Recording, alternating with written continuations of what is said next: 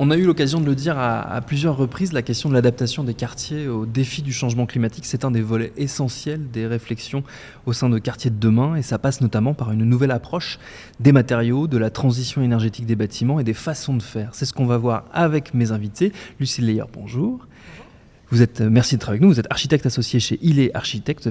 Vous avez travaillé sur Coulommiers. À vos côtés, il y a Hélène Latour. Bonjour Hélène. Bonjour. Vous êtes architecte, cofondatrice de l'Assoda. Vous avez travaillé sur le quartier de la Grâce de Dieu à Caen. Merci beaucoup d'être avec nous. Pablo Katz, bonjour.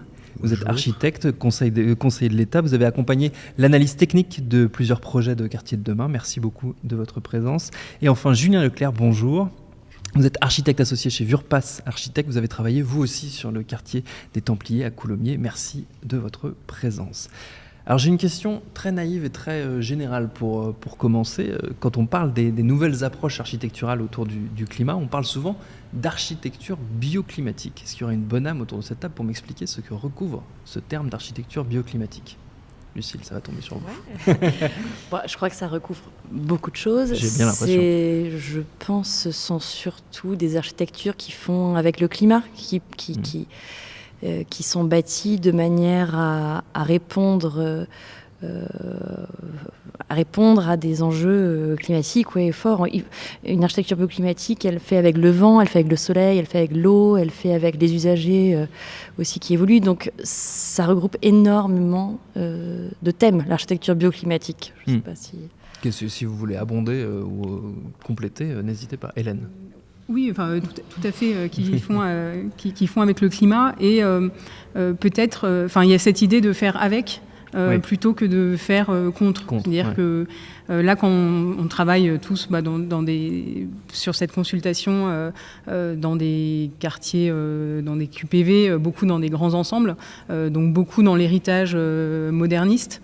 Et c'est vrai que ce sont des architectures avec un peu l'idée du bâtiment machine, machine à habiter, etc. Ce sont quand même des architectures qui se sont assez peu intéressées à des questions bioclimatiques, ou en tout cas qui ont plutôt cherché à être un peu autonomes et hermétiques dans l'idée de machine et moins en lien avec l'environnement, même si ce que je dis n'est pas tout à fait vrai, parce qu'il y a bien sûr quelques figures qui se sont intéressées à ça et qui l'ont pris comme élément de conception, mais voilà, donc il y a vraiment l'idée de retravailler, je pense, sur la porosité entre l'environnement, l'extérieur et l'intérieur comme question les apports du climat et de l'extérieur qui peuvent être vraiment très bénéfiques pour l'intérieur, pour l'architecture. Pablo Katz, sur cette... Oui, moi je dirais... Je fais compléter tout le monde la définition, on aura une définition complète à la fin.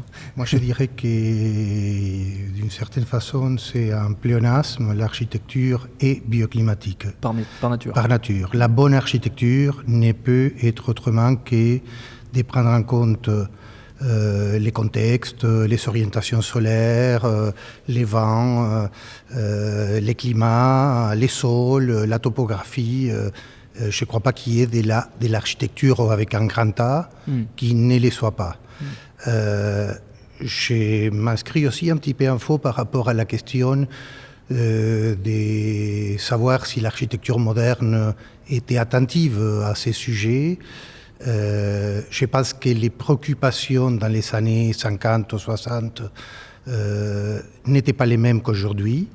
Mais je pense que les logements étaient traversants, on cherchait à capter la lumière, on réfléchissait à la façon de se positionner dans un site et à s'orienter par rapport à la course du soleil. Et donc, alors, comme dans tous les métiers, dans tous les domaines, il y a des bons et des mauvais. Mais les bons, ils sont la bonne architecture, elle est par définition bioclimatique. Maintenant, aujourd'hui, dans un contexte de réchauffement climatique, de transition, on a pris conscience du fait qu'il y a une urgence et donc on a une acuité plus particulière à ces sujets-là, pour qu'elle en accorde sans doute moins d'importance. Aussi, à d'autres périodes, fallait loger dans l'après-guerre, il y avait la question de la résorption de l'insalubrité, donc il y avait d'autres urgences sociales ou sociétales, mais effectivement, aujourd'hui, sous les concepts d'architecture bioclimatique, on cherche notamment à baisser les consommations. Julien Leclerc. Oui. Alors, si on est effectivement très pointilleux, je pense que l'architecture moderne, dans ses fondements, les premiers principes, a été bioclimatique. Par contre, ce qu'il faut resituer, c'est effectivement cette production de masse dans les années 60, pleine période de progrès. Les choses, il y avait une espèce de croyance absolue dans la technique qui permettait de dire en été, en hiver on a froid, on va chauffer et en fait toujours recours à l'énergie. Et en été, si on a chaud, on mettra une machine et on retrouvera la fraîcheur. Donc tout passait, j'allais dire, pour caricaturer un peu, par un bouton sur lequel on allait appuyer et qui allait permettre de quelque part surpasser un peu ce monde qui nous entoure, c'est-à-dire faire fi du climat, quoi. Aujourd'hui, on a pris conscience, évidemment les choses ont évolué, que la ressource n'était pas infinie et qu'il fallait re-questionner cette approche.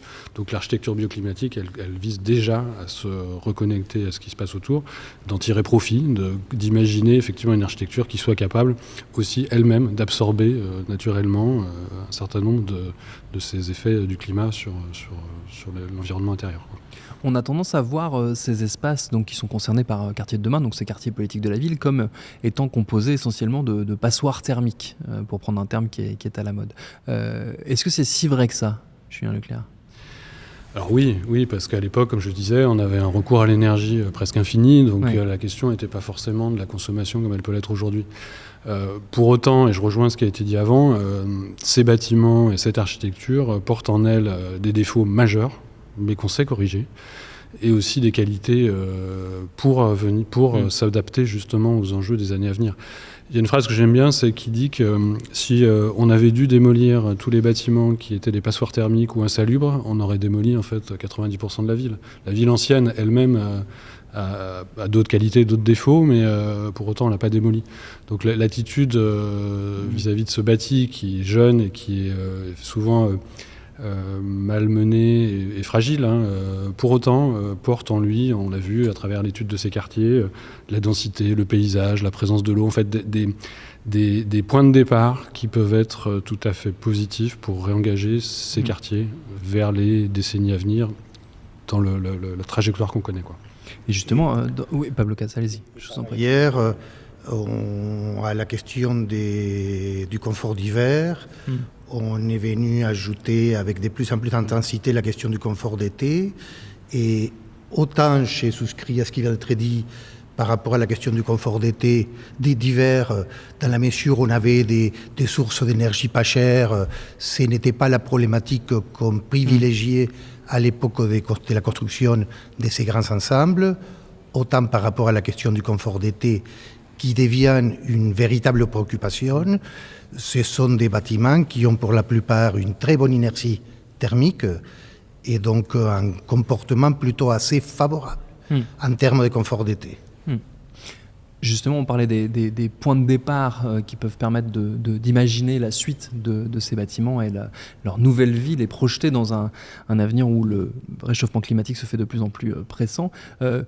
Par quoi ça passe ? Est-ce que ça passe par l'isolation, les systèmes de chauffage, le matériau utilisé ? C'est quoi les points de départ justement techniques presque, j'ai envie de dire, pour transformer ces bâtiments ?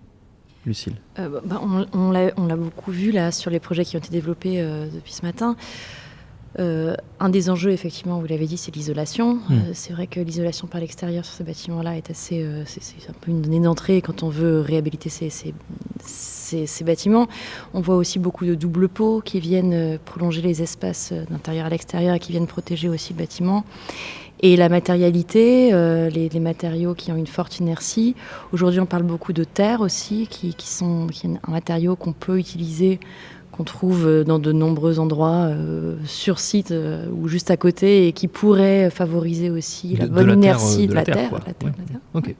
Voilà, il y a beaucoup de projets qui sont développés sur une nouvelle mise en place des matériaux qui ont une très bonne inertie pour pour transformer ces bâtiments qui n'ont pas besoin d'être détruits, mais qui pourraient être largement transformés. Oui, vous soulevez là un point qui est essentiel et qui est revenu là aussi dans beaucoup de discussions, c'est que est-ce que c'est plus vertueux de rénover ou de détruire? J'ai l'impression que la réponse est plutôt de rénover. Hélène Latour, je vous la retourne cette question, même si j'ai déjà donné la réponse. Oui, je pense que là, sur tous les sites de quartiers de demain, il y a le même sentiment, la même conviction qu'effectivement, c'est beaucoup plus vertueux de transformer, de réhabiliter, que de démolir. Après, l'acte de réhabiliter, il a aussi besoin d'être décarboné. Il a aussi besoin de s'inscrire dans un cycle vertueux. Il ne faut pas réhabiliter. Il y a aussi des bonnes manières, des bonnes pratiques. Et en fait, c'est aussi une...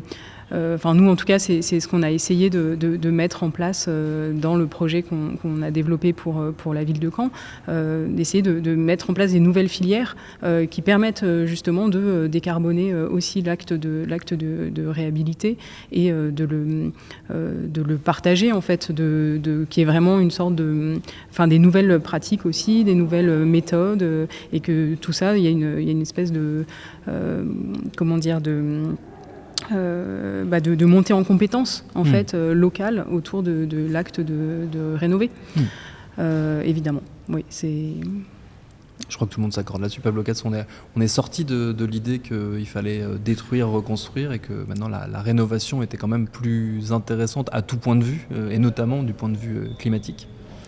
On a toujours rénové, mais on en a trop démoli, et on a conscience aujourd'hui que les bilans comparés d'une démolition-reconstruction ou d'une conservation-rénovation, restructuration peut aller un rapport de 1 à 5 à 1 à 10 en termes de consommation, d'émissions de gaz carboniques.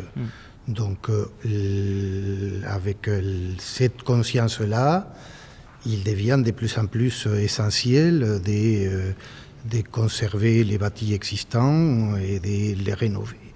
En tout cas, toujours quand il est possible de les faire. Maintenant, par rapport à la question qui était posée, savoir comment on intervient et l'effet d'intervenir sur du bâti existant, bien entendu, il y a des façons plus ou moins vertueuses de les faire. Je pense qu'il y a aussi à prendre en compte la dimension patrimoniale du bâti sur lequel on intervient. On en a trop dénaturé des bâtiments qui ont une histoire, qui méritent aussi d'être respectés. Donc il y a des notions techniques à mettre en avant, mais aussi des notions culturelles, historiques, sociales, économiques, esthétiques. Je pense qu'il y a besoin de développer l'intelligence du projet en réhabilitation. On peut réhabiliter aujourd'hui des très gros bâtiments sans avoir recours à des architectes.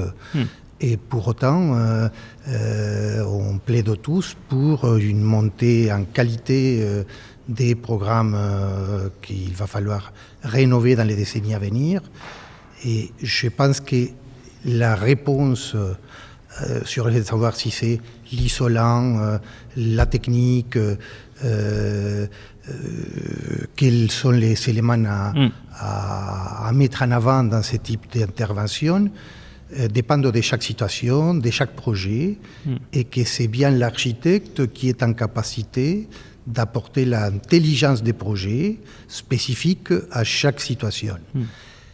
Et en face de ça, on a aujourd'hui aussi un écueil qui est l'écueil normatif, où on a des seuils à atteindre dans les cas de rénovation, et parfois les 5% finales pour atteindre un niveau de performance qui nous est fixé par une réglementation peut représenter 50% du budget de rénovation de l'opération. C'est-à-dire que, y compris là-dessus, il faudrait qu'on arrive à mettre de l'intelligence du projet pour sortir soit de la réhabilitation sans architecte, soit de la réhabilitation dans une vision trop normative et technocratique. Merci à tous les quatre d'être venus à ce micro partager un petit peu de l'expérience étonnante de Quartier de demain. Et merci à la Cité du patrimoine et de l'architecture qui nous accueille dans ses murs. Merci beaucoup. Merci.